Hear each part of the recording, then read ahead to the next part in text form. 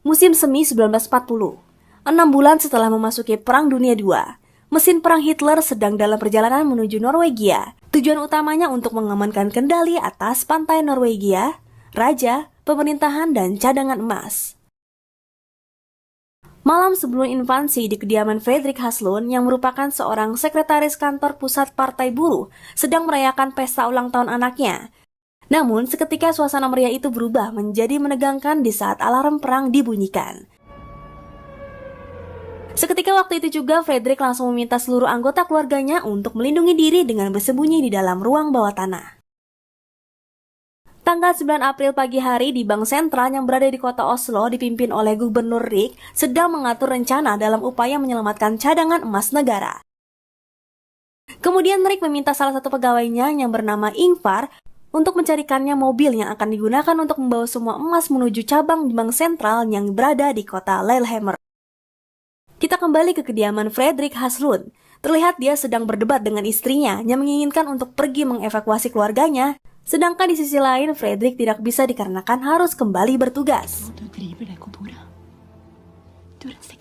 Di tempat lain sejauh 36 km dari kota Oslo, terlihat seorang mayor jenderal Nazi bernama Otto yang selamat dari tenggelamnya kapal sedang memberhentikan sebuah mobil. Mayor Otto meminta untuk diantarkan ke kota Oslo. Sementara itu di kantor pusat Partai Buruh, Fredrik yang sedang sibuk bekerja mendapat panggilan telepon dari Menteri Keuangan Norwegia yang bernama Oskar. Oskar meminta Fredrik agar segera menemuinya. Fredrik yang bingung atas situasi tersebut memutuskan untuk kembali ke rumah terlebih dahulu. Namun sayang, istri dan anaknya sudah pergi mengevakuasi diri. Di tempat lain, Henry, seorang supir truk, terlihat sedang memarahi bocah karena berpihak kepada Jerman. Di tengah situasi itu, Henry melihat pemuda yang sedang mencoba mendekati mobilnya. Henry pun menangkap pemuda itu karena berpikiran pemuda tersebut ingin mencuri mobilnya. Pemuda itu ternyata adalah Ingvar, pegawai Bank Sentral yang sebelumnya diperintahkan Gubernur Rik untuk mencari mobil. Ingvar menjelaskan kepada Henry bahwa dia membutuhkan mobil untuk mengangkut cadangan emas menuju kota Lillehammer. Henry pun setuju dan ingin membantu dengan mobilnya. Lebih dari sekedar itu, tugas Ingvar bukan hanya mencari mobil, melainkan ikut serta mengawal dan memastikan cadangan emas itu dengan selamat. Sementara itu, di tempat lain, Greg, seorang penyair terkenal di Norwegia, sedang melakukan pengobatan gigi. Namun kemudian dia melihat rombongan tentara Jerman yang sudah menguasai negaranya. Greg pun terpanggil untuk menjadi sukarelawan dan tergabung dalam pasukan tentara Norwegia. Selain itu, kita juga diperlihatkan kepada adik Fredrik Haslund bernama Nini Haslund yang tergabung dalam Komisi Evakuasi Kekayaan Negara. Nini marah karena secara tiba-tiba komisinya dibubarkan dan seluruh rencana evakuasi diambil alih sepenuhnya oleh negara. Sementara itu, Mayor Otto sudah tiba dengan pasukannya di Bank Sentral kota Oslo. Mayor Otto marah setelah melihat cadangan emas itu sudah tidak ada lagi di sana. Kemudian Mayor Otto menangkap Gubernur Rik. Setelah menempuh perjalanan panjang, cadangan emas tersebut tiba di Bank Sentral kota Lillehammer yang dipimpin oleh Gubernur Andreas. Di tempat lain, Fredrik dan Oskar sedang dalam perjalanan juga menuju Lillehammer, dan disinilah Oskar memberitahu Fredrik maksud dari pertemuan mereka.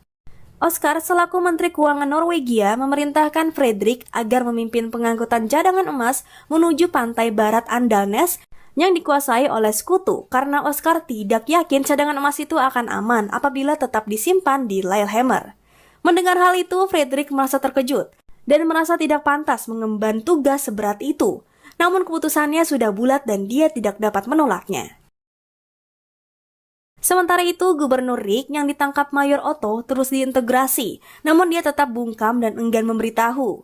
Akan tetapi ketika Mayor Otto terus memaksa Rik, bocah-bocah Norwegia pro-Jerman datang menemuinya dan memberitahu bahwasannya mereka mendengar cadangan emas itu telah dipindahkan ke kota Lillehammer. Fredrik yang baru saja tiba di Bank Sentral Lillehammer mendapat hambatan dari Gubernur Andreas. Andreas tidak ingin membuka brankas cadangan emasnya karena dia hanya mematuhi perintah dari Gubernur Rik. Setelah cukup lama menunggu adik Fredrik datang, ternyata Nini telah mengetahui tugas berat yang diterima kakaknya. Nini pun mengajukan diri untuk bergabung dan membantu Fredrik menyelesaikan tugasnya. Atas pengalaman dan koneksi Nini kepada Inggris, Fredrik pun menerima tawaran Nini. Ketika Ketika Fredrik keluar dari bank itu, dia dihampiri oleh kepala pengawal militer bernama Mayor Sunde. Sunde menjelaskan bahwa dia telah ditugaskan untuk membantu Fredrik dalam menyelesaikan misi beratnya.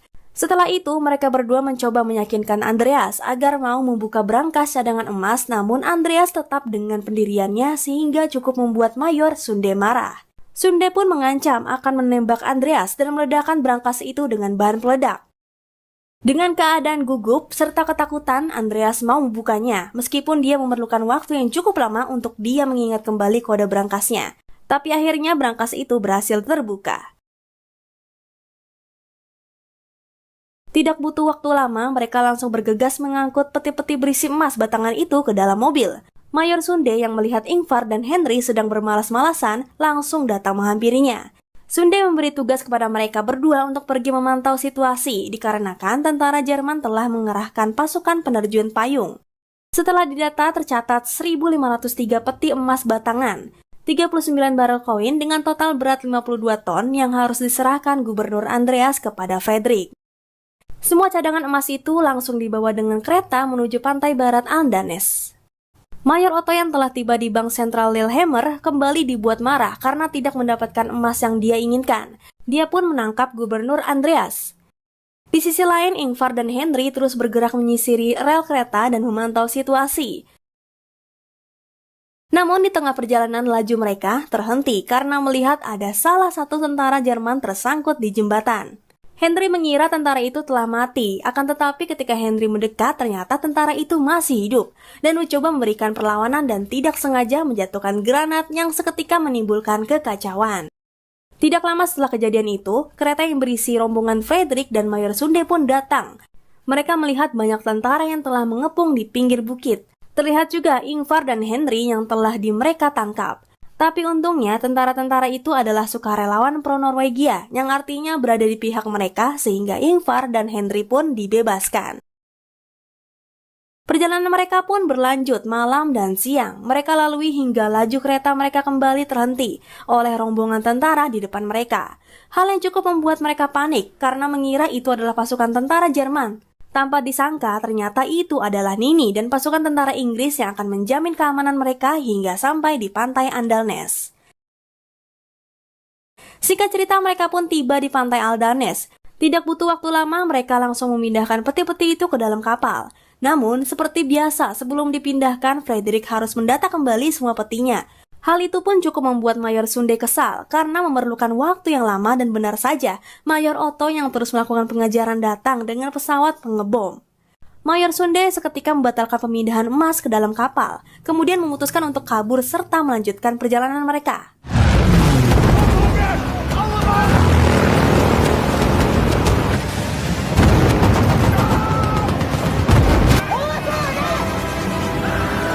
Dengan keadaan kereta yang sudah hancur, mereka mencoba untuk menyelamatkan diri dari pihak musuh. Sampai pada titik kereta mereka terhenti di suatu tempat. Dengan sigap, mereka langsung mengeluarkan peti emas itu dari dalam kereta agar tidak terbakar. Terlihat juga Henry dengan keadaan yang cukup mengkhawatirkan akibat serangan yang telah terjadi. Di sisi lain, Sunde marah kepada Fredrik karena menganggap Fredrik terlalu lama menghabiskan waktu. Hal itu pun membuat Fredrik cukup frustasi dan ingin menyerah dari tugasnya. Tapi beruntung, Nini datang menenangkan dan mencoba menguatkan Fredrik. Kemudian Nini pergi dengan Greg untuk menyelesaikan suatu urusan. Dengan semangat baru, Fredrik, Mayor Sunde, dan pasukannya memperbaiki peti-peti emas yang rusak. Malam harinya, Nini dan Greg kembali dan membawa mobil berisikan ikan untuk mereka makan malam itu. Fredrik pun baru mengetahui bahwa Nini dan Greg ternyata adalah teman lama. Mereka bertemu ketika terjadi perang saudara di Spanyol. Esok harinya, Fredrik terbangun oleh suara telepon. Dia mendapatkan kabar bahwa kapal HMS Glasgow sedang menuju kota Molde untuk mengevakuasi pemerintah dan raja. Fredrik memiliki ide untuk membawa emas-emas itu ke dalam kapal tersebut, karena Fredrik yakin kapal itu memiliki cukup ruang serta terjamin keselamatannya, karena raja juga ada di kapal itu. Mayor Sunde pun memiliki pemikiran yang sama dan mereka sepakat atas hal tersebut. Kemudian rencana selanjutnya adalah mencari mobil untuk membawa emas itu menuju ke kota Molde. Setelah mereka mendapatkan mobil, seperti biasa, Fredrik harus kembali mendata semua peti emasnya. Terjadilah perdebatan antara Fredrik dan Mayor Sunde. yang menganggap bahwa hal itu dapat memakan waktu dan kembali membahayakan mereka semua. Namun situasi itu dapat dengan mudah diatasi oleh kata-kata mutiara yang diucapkan Greg. Tidak lama Mayor Sunde mendapat kabar bahwa Mayor Otto dan pasukannya telah mendekat. Lantas mereka pun segera pergi dari tempat itu. Mayor Sunde mengatakan kepada Frederick bahwa jalan yang mereka lalui adalah jalan yang buruk, sehingga rencana mereka sekarang menggunakan mobil menuju pelabuhan kecil sebelum nantinya mereka menuju kota Molde dengan kapal, sehingga hal itu dapat mempersingkat waktu. Tidak lama setelah mereka pergi, Mayor Otto dan pasukannya datang. Melihat tempat itu sudah kosong, Otto langsung memerintahkan pesawat mengintainya untuk mencari Frederick beserta rombongannya. Rombongan Frederick terbagi oleh beberapa mobil. Di tengah perjalanan mobil yang dibawa Frederick terjebak oleh jalan yang rusak. Hal itu pun cukup menghambat perjalanan mereka. Sampai akhirnya masalah itu teratasi oleh 2 ekor kuda yang dipinjam Greg dari petani. Singkat cerita, mobil yang membawa Frederick dan mobil yang membawa Mayor Sunde telah tiba di pelabuhan. Akan tetapi mereka tidak melihat satu mobil lagi yang dibawa Henry dan Ingvar. Ternyata Henry dan Ingvar mengalami kendala dengan mobil yang mereka bawa. Semua mobil sudah naik ke dalam kapal, terkecuali mobil Henry dan Ingvar. Namun Mayor Sunde tidak bisa menunggu lebih lama lagi. Demi menghindari perdebatan dengan Mayor Sunde, Frederick meminta peti-peti emas yang ada di dalam mobil untuk dikeluarkan. Kata Frederick, mobil-mobil itu dapat menghalangi mereka, padahal itu adalah bagian dari cara Frederick dalam upaya menunggu Henry dan Ingvar. Setelah cukup lama, mobil Henry dan Ingvar pun tiba, tapi sialnya tidak jauh dari mereka juga terlihat pasukan Mayor Otto yang langsung menghujani mereka dengan peluru. Untungnya mereka semua selamat dan berhasil melarikan diri. Mayor Otto yang marah tetap tidak ingin menyerah, dia bersumpah akan menghancurkan kota Molde hingga rata dengan tanah. Singkat cerita, mereka pun sampai di kota Molde. Namun mereka semua terkejut saat melihat kota pelabuhan itu telah menjadi lautan api. Akan tetapi mereka tidak memiliki banyak waktu, karena kapal HMS Glasgow hanya menunggu kedatangan pemerintah dan raja saja.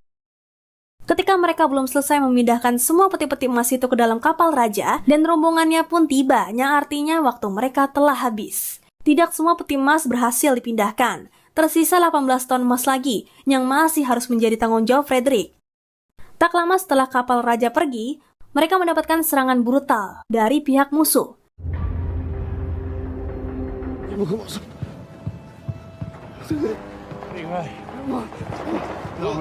Di sisi lain, Nini dan Frederick sedang berupaya menyelamatkan peti berisi uang tunai yang telah menjadi tanggung jawab Nini sebelumnya. Esok paginya suasana hening dan sedih pun terasa karena dalam serangan yang telah terjadi semalam telah menewaskan Henry dalam upaya Henry menyelamatkan Ingvar. Namun mereka tidak dapat berlarut-larut dalam kesedihan karena mereka harus kembali melanjutkan perjalanan. Singkat cerita, perjalanan mereka membawa mereka sampai di sebuah desa bernama Titran, kota Froya, yang mayoritas penduduknya bekerja sebagai nelayan. Setibanya mereka di sana, Greg mencoba untuk meminta pertolongan kepada orang-orang di tempat itu. Namun mereka tidak ingin membantu karena mengira Frederick dan rombongannya adalah orang Jerman. Akan tetapi saat Frederick menghampiri salah seorang nelayan dan meyakinkannya nelayan itu pun mau membantu mereka. Frederick dan rombongan serta 18 ton emas terakhir tiba di kota Tromsø pada 9 Mei 1940. 1 bulan setelah invasi emas, itu pun berhasil dibawa dengan kapal HMS Enterprise menuju Inggris. Cadangan emas itu kemudian dikirim ke Amerika Serikat dan Kanada. Cadangan emas itu menjadi sangat penting untuk perlawanan Norwegia dan pasukan sekutu serta untuk membangun kembali negara setelah perang berakhir.